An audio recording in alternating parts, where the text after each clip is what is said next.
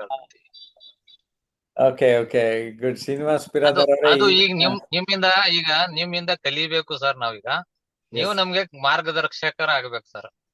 ಈ ಕಡೆ ಎಲ್ಲ ನಮ್ ಕಡೆ ಬೀದರ್ ಕಡೆ ಎಲ್ಲ ಮರಾಠಿ ಪ್ರಭಾವ ಜಾಸ್ತಿ ಸರ್, ಕನ್ನಡ ಸ್ವಲ್ಪ ಕಮ್ಮಿ. ಹ್ಮ್. ಆದ್ರಿಂದ ಶುದ್ಧ ಕನ್ನಡ ಭಾಷೆ ಮಾತಾಡಕ್ ಆಗಲ್ಲ ಸರ್. ಅಲ್ಲ, ಈಗ ನೀವು ಭಾಷಣ ಕೌಶಲ್ಯ ಕಲ್ತ್ರೆ ಮರಾಠಿನೂ ನಿಮ್ಗೆ ಬರೋದ್ರಿಂದ ಕನ್ನಡದ ಜೊತೆಗೆ ಮರಾಠಿನೂ ಸ್ವಲ್ಪ ಮಾತಾಡ್ತಾ ಇದ್ರೆ ಅದು ಬ್ಯಾಲೆನ್ಸ್ ಆಗತ್ತೆ. ಹೌದೌದು ಸರ್, ಹೌದು ಸರ್. ನಾನು ಹೋದ ವರ್ಷ ಈಗ ಬೀದರಿಗೆ ಬಂದಿದ್ದೇನೆ, ನೋಡಿದ್ದೇನೆ ಅಲ್ಲಿ ಹೇಗೆ ಮಾತಾಡ್ತಾರೆ ಏನಂತ. ಹ್ಮ್. ಹೌದಾ? ಹಾ ಹಾ ಹಾ ಹಾ. ಸೊ ಅದು ನೀವು ಅಲ್ಲಲ್ಲಿ ಸ್ಥಳೀಯ ಭಾಷೆಗೆ ಹೇಗೆ ನಾವು ಹೊಂದ್ಕೋಬೇಕು ಮಾಡ್ಬೇಕಾಗ್ತದೆ ಅಷ್ಟೇ. ಹೌದ್ ಸರ್, ಹೌದು. ನಾನು ಆನ್ ಡ್ಯೂಟಿ ಮೇಲೆ ಇದ್ದೆ ಸರ್. ಈಗ ನಿಮ್ದು ಈ ಇದು ಬಿಡಬಾರ್ದು, ನಮ್ದು ವೆಬಿನಾರ್ ಇದು ಬಿಡಬಾರ್ದು ಅಂತೇಳಿ ನಾನು ಅಟೆಂಡ್ ಮಾಡ್ತಾ ಇದ್ದೀನಿ ಕಾರಲ್ಲಿ ಕೂತು. ಇಲ್ಲ, ತುಂಬಾ ತುಂಬಾ ಸಂತೋಷ ಆಯ್ತು. ಆ ಹಾ. ಒಳ್ಳೆಯದು. ನಮ್ಮ ಬೇರೆ ಮಾಹಿತಿನೂ ಕೂಡ ಎಲ್ಲನೂ ಕೊಡ್ತೇನೆ ನಾನು ನಮ್ಮ ಕೋರ್ಸ್ ಬಗ್ಗೆ. ಪಾರ್ಟಿಸಿಪೇಟ್ ಮಾಡಿ. ನಮ್ಗೆ ನಮ್ಗೆ ಒಂದು ಹೆದರಿಕೆ ಸರ್, ಸ್ಟೇಜ್ ಮೇಲೆ ಹೋದ್ಮೇಲೆ ನಮ್ಗೆ ಗಾಬರಿ ಜಾಸ್ತಿ. ಅಲ್ಲಿ ಹೋದ್ಮೇಲೆ ಮಾತೇ ಹೊರಳಲ್ಲ ಸರ್. ಇಲ್ಲಿ ನಮ್ಮ ಹತ್ರ ಹೊರಗಡೆ ಬಂದ ಮಾತೇ ಮೇಲೆ ಬರಲ್ಲ, ಆಮೇಲೆ ಏನ್ ಏನ್ ಗೊತ್ತಾ, ಮಾತಾಡ್ಬೇಕು ಅನ್ನೋದೇ ನಮ್ಮ ಮೈಂಡ್ ಈಗ ಆರಂಭದಲ್ಲಿ ಈಗ ಮೈಂಡ್ ಬ್ಲಾಂಕ್ ಬರ್ತಿರಲ್ಲ, ಆಗ್ಬಿಡುತ್ತೆ ಸರ್. ಆಮೇಲೆ ಮಾತು ಕಲ್ತ ಮೇಲೆ ನಿಮ್ ನಿಲ್ಸೋದ್ ಕಷ್ಟ ಆಗುತ್ತೆ. ಆ ತರ ಮಾಡ್ಬಿಡಿ ಸರ್ ನಮ್ಗೆ. ಖಂಡಿತ ಖಂಡಿತ ಮಾಡೋಣ, ಖಂಡಿತ. ನೇತ್ರಾವತಿ ಅವರೇ, ಇವತ್ತಿನ ಒಟ್ಟಾರೆ ಪ್ರೆಸೆಂಟೇಶನ್ ಬಗ್ಗೆ ನಿಮ್ಮ ಅನಿಸಿಕೆ ಏನು? ನಮಸ್ಕಾರ ಸರ್. ತುಂಬಾ ಚೆನ್ನಾಗಿ ಮೂಡಿ ಬಂತು ಸರ್. ಪ್ರತಿಯೊಬ್ರು ಪಾರ್ಟಿಸಿಪೆಂಟ್ ತಮ್ಮದೇ ಆದಂತ ಒಂದು ತಮ್ಮ ಡೌಟ್ ಕ್ಲಿಯರ್ ಮಾಡ್ಕೊಂಡ್ರು ಪ್ರತಿಯೊಬ್ರು. ಅಂದ್ರ ಈಗ ಯಾವ್ಯಾವ ಅಂದ್ರ ಬೇಸಿಕ್ ಡೌಟ್ಸ್ ಗಳೇ ಸರ್. ಪ್ರತಿಯೊಬ್ರು ನನಗೆ ಹೆದರಿಕೆ, ಭಯ ಇವೇ.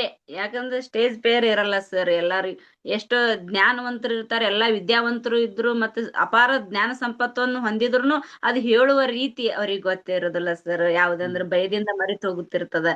ಮತ್ತೆ ಯಾವುದೇ ಅಲ್ಲಿ ಒಂದ್ ಜೀವನದಾಗ ಏನಾದ್ರು ಒಂದು ಉನ್ನತ ಹುದ್ದೆಯಲ್ಲಿ ಹೋಗಿ ಕೆಲಸ ಮಾಡುತ್ತಿದ್ರು ಸ್ಟೇಜ್ ಮೇಲೆ ಹೋಗಿ ಮಾತನಾಡೋದು ಅಂದ್ರೆ ಒಂದ್ ಸ್ವಲ್ಪ ಭಯ, ಹಿಂಜರಿಕೆ ಆಗ್ತದೆ ಸರ್. ಎಂತ ಹುದ್ದೆ ಒಳಗಿದ್ರು ಅಂತೇಳಿ ನನಗ ತಿಳಿದು ಮಾಡಿ. ಸಂತೋಷ್ ಶೆಟ್ಟಿ ಎನ್ನುವರು, ನನ್ನ ಜೀವನದ ಪ್ರಮುಖ ಕೊರತೆಯೇ ಮಾತುಗಾರಿಕೆ. ನಾನು ಈ ಹಿಂದೆ ಯಾವತ್ತೂ ಈ ವಿಷಯದ ಕುರಿತು ಹೆಚ್ಚಿನ ಮಹತ್ವ ಕೊಡದೆ ಹಿಂದುಳಿದಿದ್ದೇನೆ. ಆದರೆ ಮುಂದಿನ ದಿನಗಳಲ್ಲಿ ನಿಮ್ಮ ಮಾರ್ಗದರ್ಶನ ನನಗೆ ದಾರಿದೀಪ ಆಗುವ ಭರವಸೆಯೊಂದಿಗೆ ಅಂತ ಹೇಳಿದ್ದಾರೆ. ಅದು ಖಂಡಿತ ಸಾಧ್ಯ ಆಗ್ತದೆ ಸಂತೋಷ್ ಶೆಟ್ಟಿ ಅಂತ ಹೇಳೋದಕ್ಕೆ ಈ ಸಂದರ್ಭದಲ್ಲಿ ನಾನು ಇಷ್ಟಪಡ್ತೇನೆ.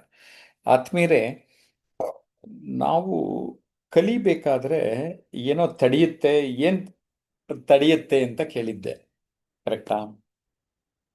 ಒಂದು ತಿಳ್ಕೊಳ್ಳೋಣ, ನಮಗೆ ಗೊತ್ತಿಲ್ಲದೆ ಇರೋಂಗೆ ಸೆಲ್ಫ್ ಡೌಟ್ಸ್ಗಳು ನಮಗೆ ತಡೆಯುತ್ತೆ.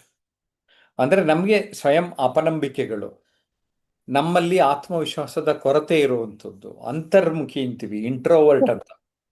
ಇವೆಲ್ಲವೂ ಕೂಡ ನಮಗೆ ಸಮಸ್ಯೆ ಆಗ್ತದೆ. ಜೊತೆಗೆ ನಮ್ಮ ಸೋಮಾರಿತನಗಳು, ನಾನು ಈ ವಯಸ್ಸಲ್ಲಿ ಕಲಿಯೋಕ್ಕಾಗತ್ತಾ, ನಾನು ಅನ್ಸ್ಕಿಲ್ಡು, ನಾನು ಏನೋ ಒಂದು ನೆಪ ಹೇಳ್ಕೊಂಬಿಡೋದು. ಈ ಪಿಳ್ಳೆ ನೆಪ ಅಂತ ಕರೀತಾರೆ ಹಳ್ಳಿ ಕಡೆ, ಪಿಳ್ಳೆ ನೆವ ಅಂತ. ಇನ್ಎಕ್ಸ್ಪೀರಿಯನ್ಸ್, ನನಗೆ ಅನುಭವ ಜಾಸ್ತಿ ಆಗಿಲ್ಲ ಅನ್ನೋದು. ನಾನು ಬಾರ್ನ್ ಸ್ಪೀಕರ್ ಅಲ್ಲ ಸಾರ್, ನಮ್ಮ ಫ್ಯಾಮಿಲಿಲಿ ಯಾರು ಮಾತುಗಾರರಿಲ್ಲ ಸಾರ್. ಇವೆಲ್ಲ ಬಿಟ್ಟಾಕಿ ಸಾರ್ ಅಂತ ಹೇಳ್ತೀನಿ, ಬಿಟ್ಟಾಕಿ ಮೇಡಮ್ ಅಂತ ಹೇಳ್ತೀನಿ. ನನಗೆ ಜಾಸ್ತಿ ಸಂಪರ್ಕ ಇಲ್ಲ, ನಂದು ಧ್ವನಿ ಕೆಟ್ಟದಾಗಿದೆ, ನನ್ನ ಭಾಷೆ ಸರಿ ಇಲ್ಲ, ನಾನು ಗುರಿಗಳು ಇಟ್ಕೊಂಡಿಲ್ಲ, ನನಗೆ ಕೋಪ ಜಾಸ್ತಿ, ನನಗೆ ಡಿಪ್ರೆಷನ್ಗೆ ಹೊರ್ಟೋಗ್ತೀನಿ, ಆನ್ಲೈನಲ್ಲಿ ಕಲಿಯೋಕ್ಕಾಗತ್ತಾ, ದುಡಿಯೋಕ್ಕಾಗತ್ತಾ, ಈ ಥರದ ಎಲ್ಲ ಅನುಮಾನಗಳು ಇಟ್ಕೊಂಡು ಬರಬೇಡಿ.